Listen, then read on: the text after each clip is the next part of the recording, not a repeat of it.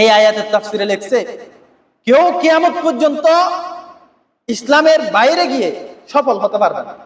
কেউ কিয়ামত পর্যন্ত বাতিল ফেরকা হয়ে তাদেরকে আল্লাহ সফলতা দিবে না। যেখানে রসুলকে বলতেছে, যদি তুমি কোনো কথা এখানে যোগ করো, আমি তখন কি করব? আমি ডান হাতে মানে এটা তোমার হৃৎপিণ্ডের রক কেটে ফেলবো। সেখানে কাদিয়ানি অথবা অন্য কোনো বাতিল ফিরকা তারা কি পুরা পৃথিবীতে রাজ করবে? আল্লাহ কি তামাশা দেখবে? বুঝছেন কিনা? বুঝছেন? এই আয়াতের খেতাব হলো প্রথমে রসুল। আল্লাহ তাআলা প্রত্যেকটি আয়াতের খেতাব রসুলকে করে। এটা একটা রসুলের শান মর্যাদা।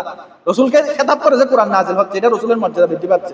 কিন্তু এই আয়াতের মেজদাক হলো কিয়ামত পর্যন্ত আনেওয়ালা সকল বান্দা। যে কোনো বান্দা যদি আল্লাহ তাআলা বলে নাই, সে যদি এটা মার্কেটে চালাতে চায়, আল্লাহ তাআলা তাকে কি সামনে আগাতে দিবে না।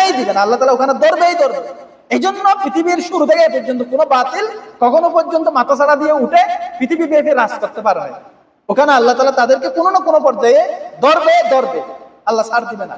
এই আয়াতের এটা হলো ইশারাতুন নস বলে আয়াতের তাফসীরের মধ্যে এই কথাটা আছে যে রসুলকে যখন আল্লাহ তাআলা এই কথা বলতেছে যে আপনি যদি কোনো কথা এখানে অ্যাড করে দেন তখন আমি ধরবো। একইভাবে অন্য কেউ যদি কোরআনের নেই, কোরআনে আছে বলে ছাড়াই দিলে, কিংবা ইসলামে নেই, ইসলামে আছে বলে সে বুঝে সুঝে যদি এটা করে, আল্লাহ তাকেও কখনো সাকসেস হতে দিবে না।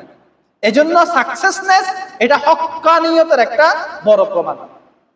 মনে রাখবেন, সফলতা, এই যে আজ আফগানের তালেবানরা সফল হয়েছে, এটা একটা হক্কানিয়তের বড় প্রমাণ। তারা যদি হকের উপর না থাকতো, আল্লাহ তাদেরকে সফলতা দিত না, এবং তাদেরকে আল্লাহ তাআলা মাঝপথে তাদেরকে আবার কি করে দিত? দমিয়ে রাখতো, চাপিয়ে রাখতো।